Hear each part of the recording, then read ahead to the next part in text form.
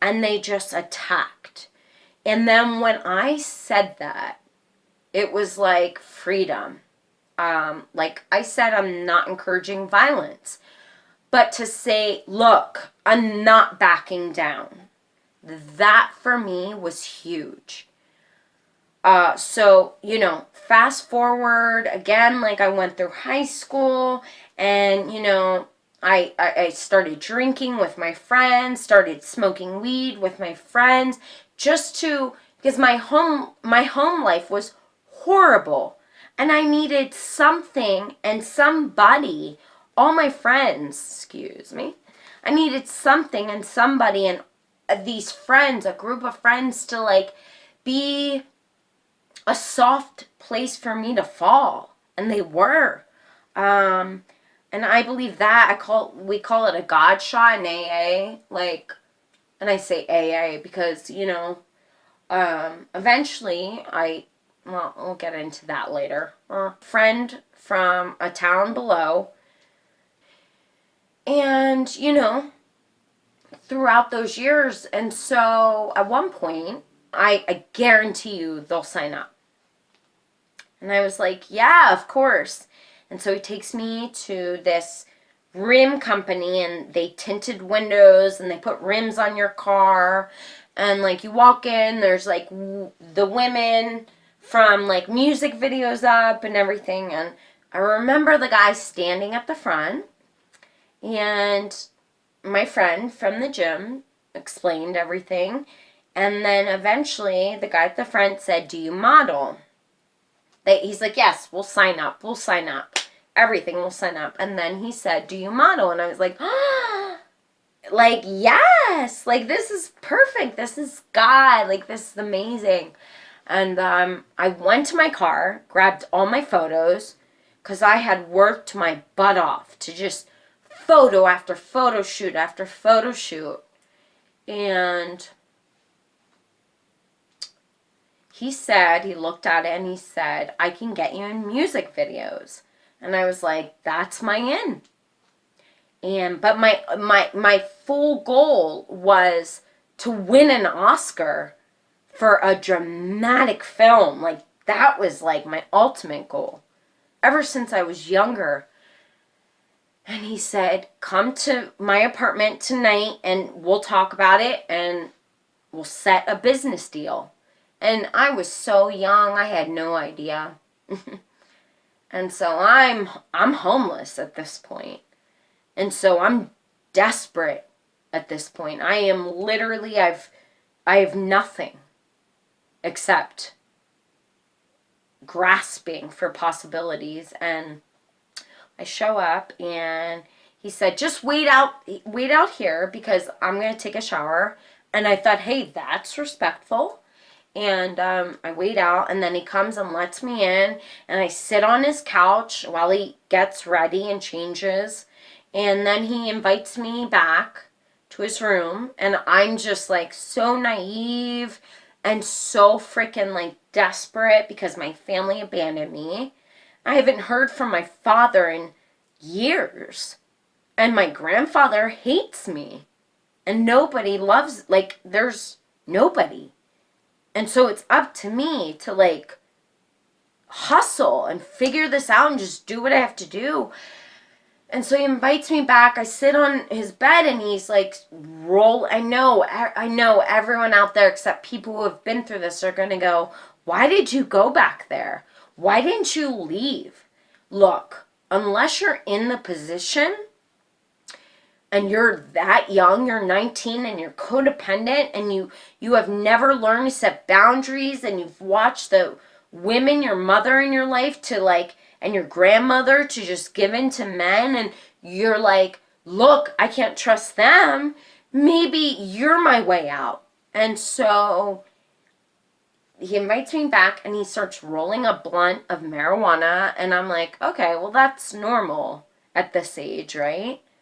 And he's like, I can get you in music videos as a video vixen like you want.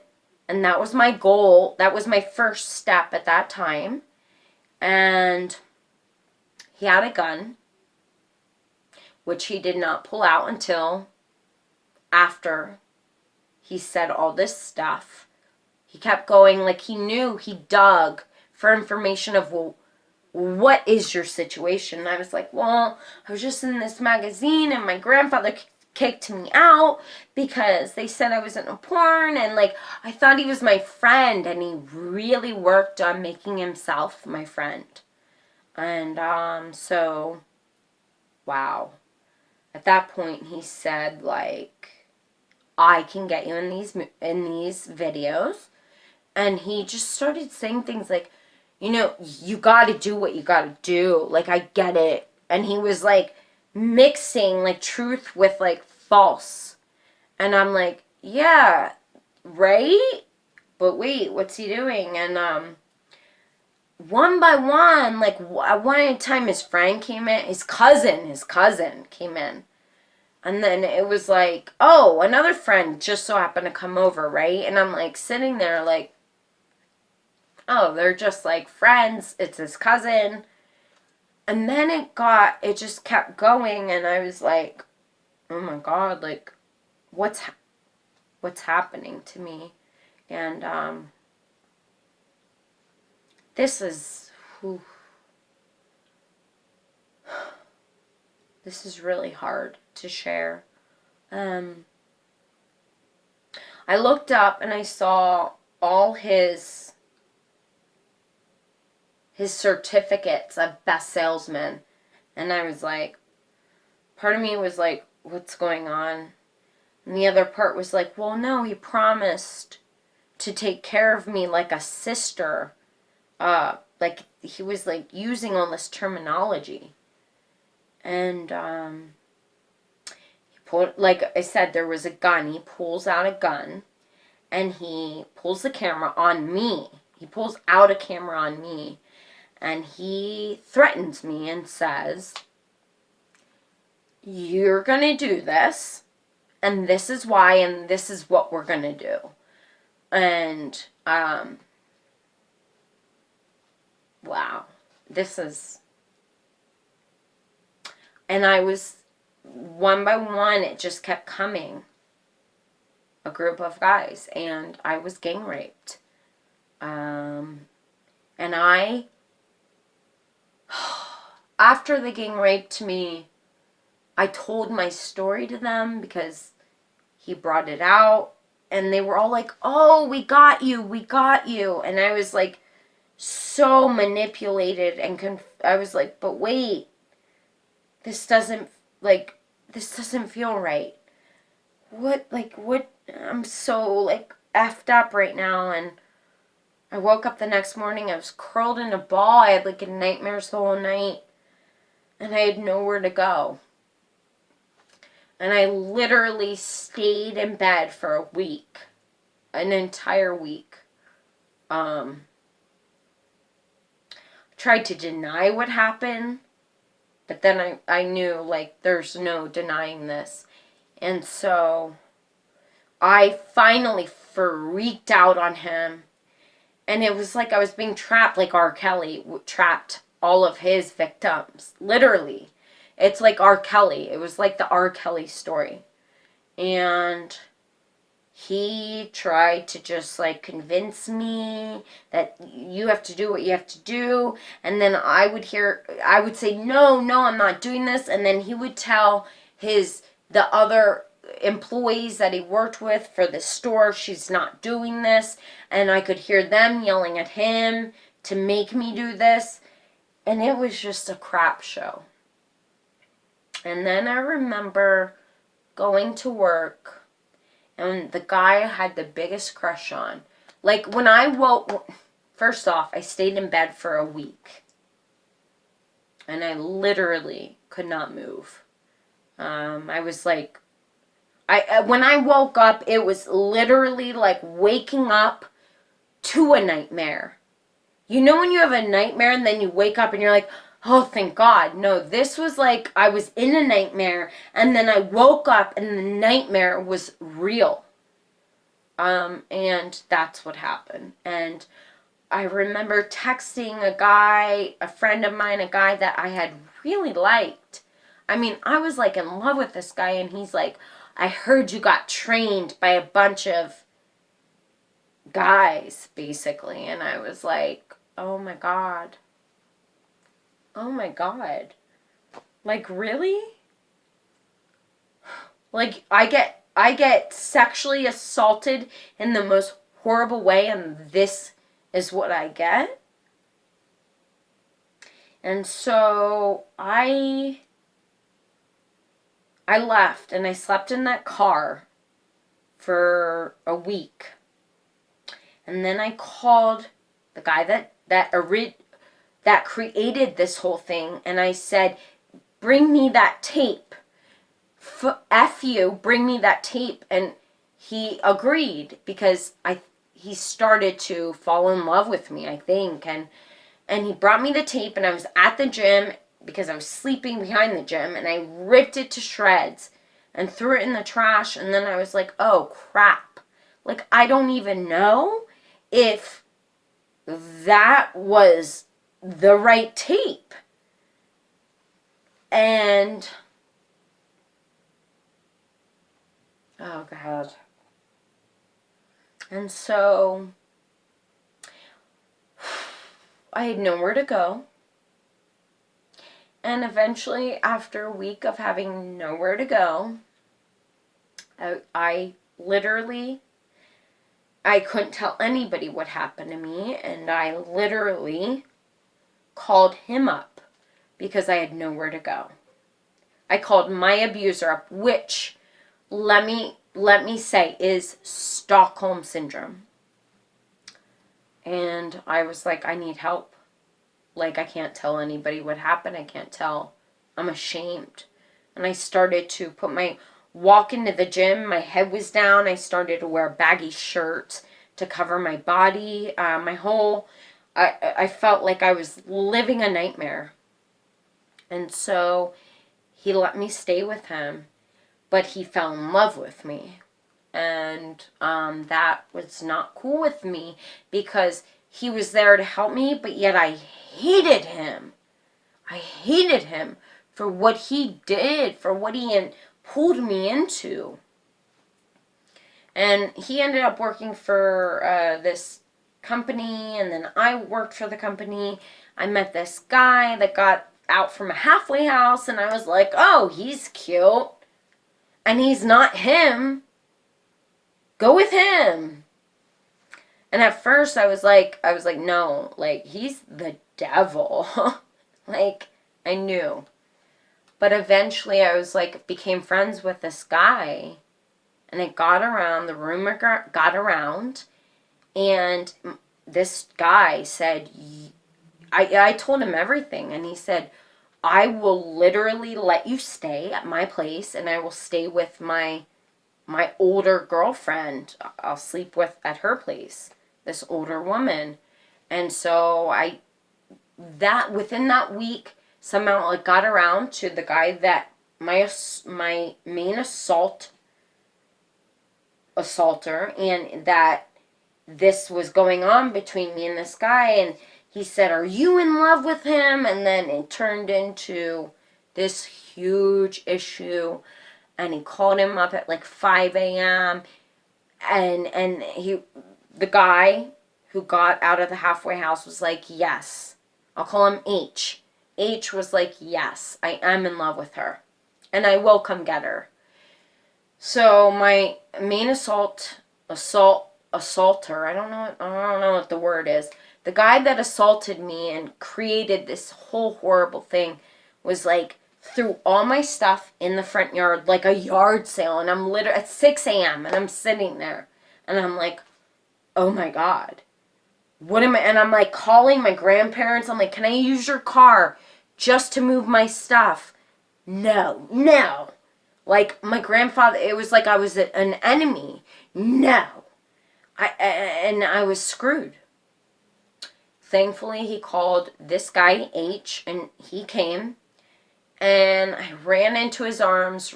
He wrapped his arms around me, and he moved me into his place and said, like, you can stay here by yourself, and I will go stay at her place. Well, we eventually became a couple.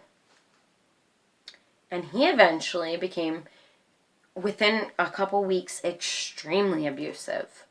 I remember my friend came and got me, and she brought me with her to like renew her license. Well, he drove my car like up to the license renewal place, and then we came back and he was gone. He comes flying 80 miles per hour down the alley, and he's like, "Where were you? You weren't there." And I'm like, "Bro, like, bring it down. I was there." And my friend was like, "Girl, like, girl, you done got yourself into some shit."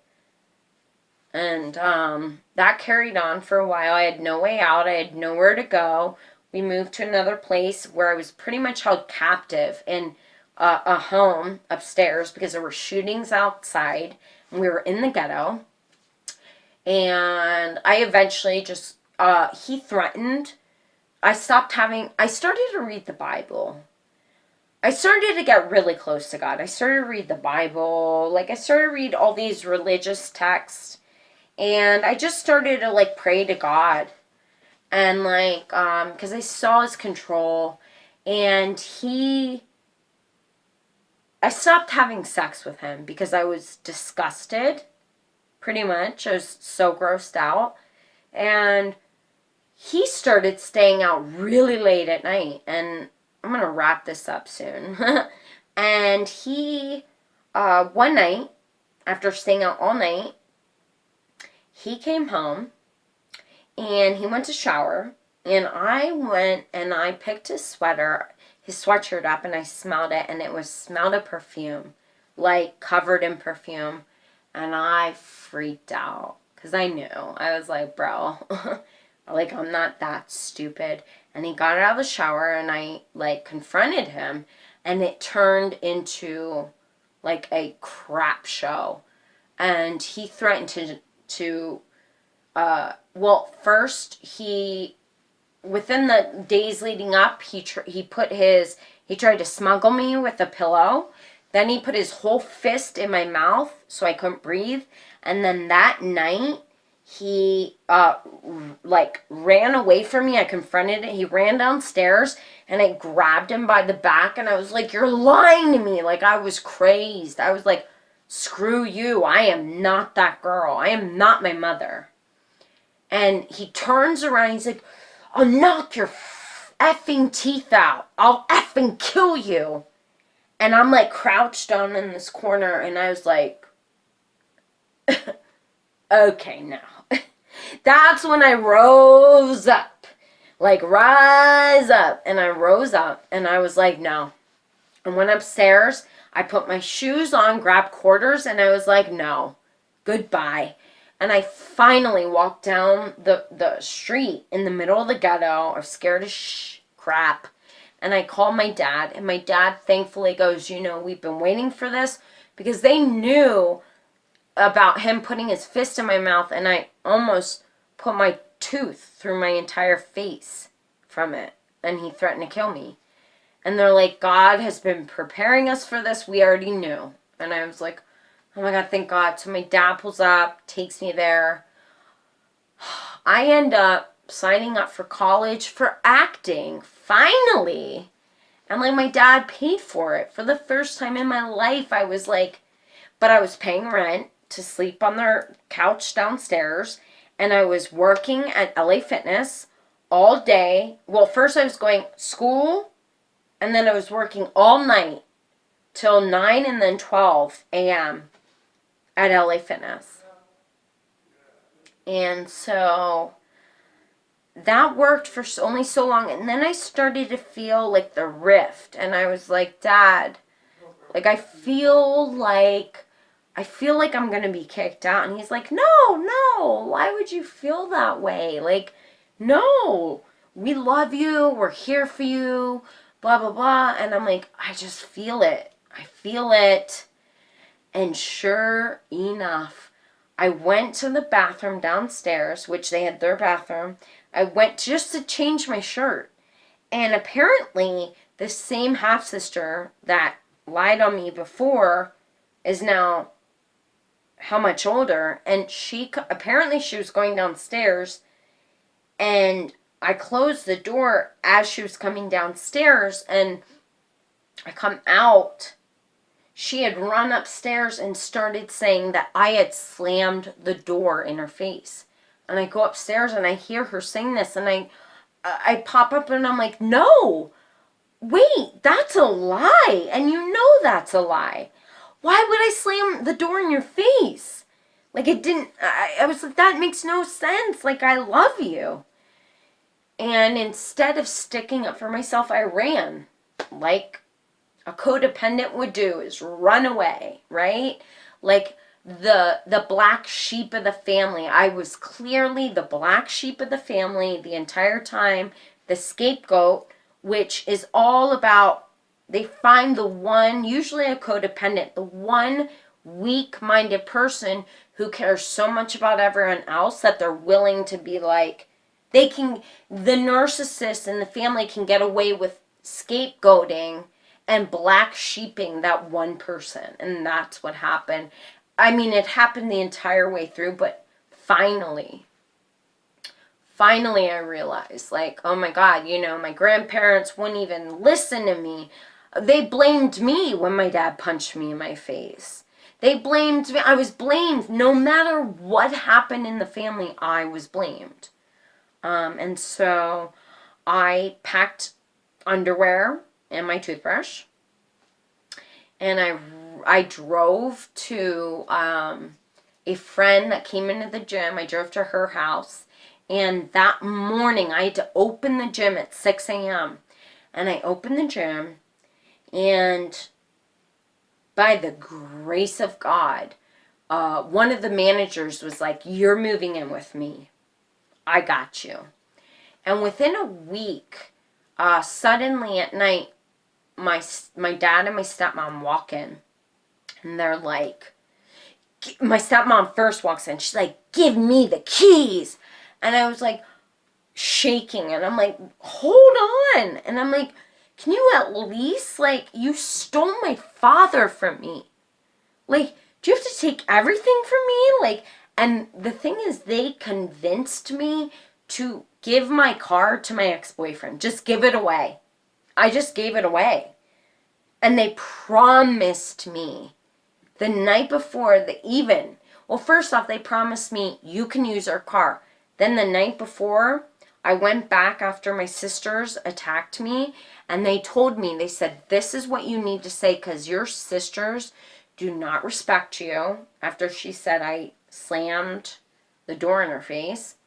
And I had the courage to go back. They said, your stepsisters do not respect you. They won't listen to us. You need to stick up for yourself. And I was like, oh, no.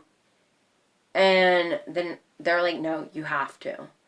And I'm like, okay. Like, remember, you told me. And so the next day I woke up as they were going to school, and I confronted kindly as I could, and said, "Look, I love you. I'm your older sister, but you need to respect me." I did as kindly as I could.